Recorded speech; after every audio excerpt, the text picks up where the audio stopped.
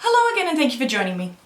So last week I received a question on Instagram that I could relate to just so much that I knew it had to become a video. The Kate Gatsby asked, I have recently started colour pencil art and I find that I am not doing it because I get so anxious about it. I'm a bit of a perfectionist. Have you got any tips on reducing my anxiety or tips for beginners? And now that is just such a great question.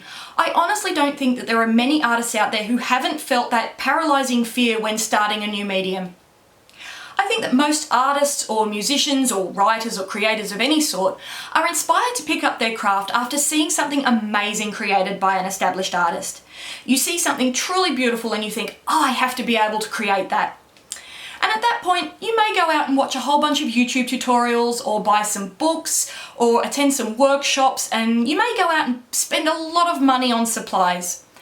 But at some point there does come a time where you just have to put those pencils down on the paper and start creating.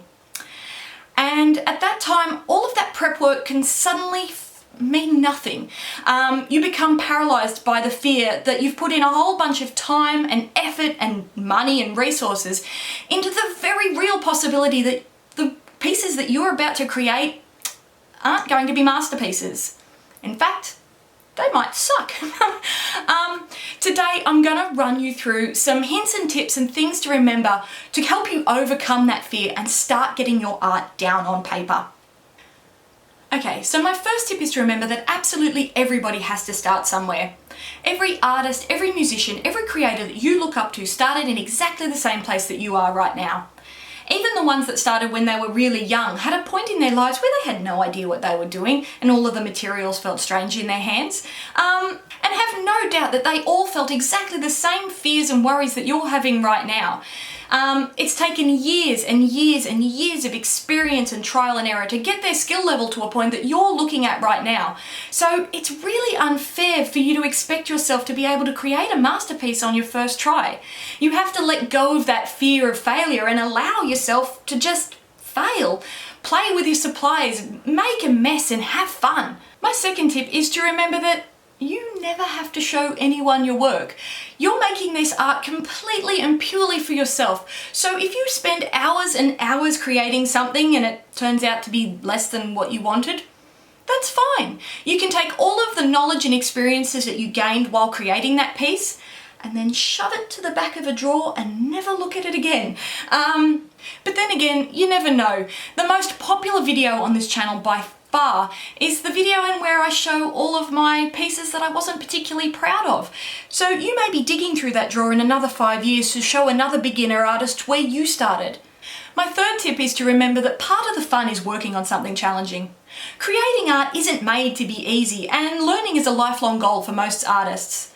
Now, in almost every single piece that I create, I hit a point where I start to feel like I've bitten off more than I can chew. And the real fun for me is working through those problems. There's a real sense of achievement that comes from feeling like I can't do something and then working my way through it until it all starts to come together. But to be completely honest, I very rarely feel like I completely pulled off what I wanted to achieve. And I think most artists would agree there's always something more that you could have done. And you'll probably feel the same way with nearly every piece that you create. But it's that drive to do better next time that really keeps us going and makes it fun and makes it a challenge. Getting it wrong is part of the fun and the reason that we do this. My fourth tip is to remember that there's only one way to waste art supplies. That's not to use them. Now, if you've already gone out and bought a whole bunch of art supplies, then you'll know that they can be really expensive and they look so pretty in their little boxes, all presented, unsullied and in perfect colour order.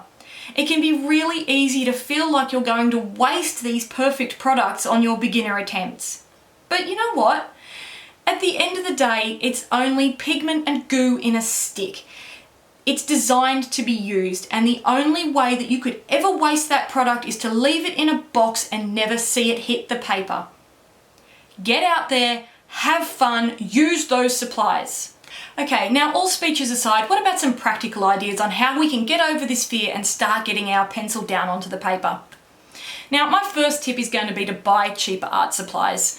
Artist grade materials are amazing and 100% you do get what you pay for. They do make it easier, but if you're too scared to use them, they're no good to you. There are plenty of student grade materials out there that you can use, and if that's what it takes to get you putting that mark down on that paper, then you use that. Look, honestly, even a packet of Crayolas will do if that's what it takes to get you making a mark on the paper and getting braver. You just have to start. Okay, so this is a little bit of a crazy one, but it works for me. I like to start work on some slightly damaged paper. I often do this with my sketchbooks to try and get over that fear of starting a, sketchbook tour worthy sketchbook. I drive around with that new sketchbook on the floor of my car for a few weeks where it gets kicked around, maybe gets a little bit wet, and the imperfections that it creates just take the pressure off me creating perfect artwork in that sketchbook. The flaws on the paper mean that it will never be perfect, so I can't make it perfect, and it just relieves so much pressure from me. Even a small yellow line through your sheet of paper may be enough just to knock that perfection back and make it a little bit easier for you to tackle that piece. I think if it helps you get the pencil on the paper, that small little imperfection is worthwhile. My last tip is to choose simple and easy subjects. Don't try to tackle a realistic portrait or a complicated water scene or some 4-foot long mega project on your first attempt. You're only going to end up frustrated, and the chances that you're going to give up are really high. Fruit and flowers are a really excellent place to start, and that's why they're the subject of my beginner's tutorials. The simple shapes and easy details may give you the best chance of creating something that you can be really proud of.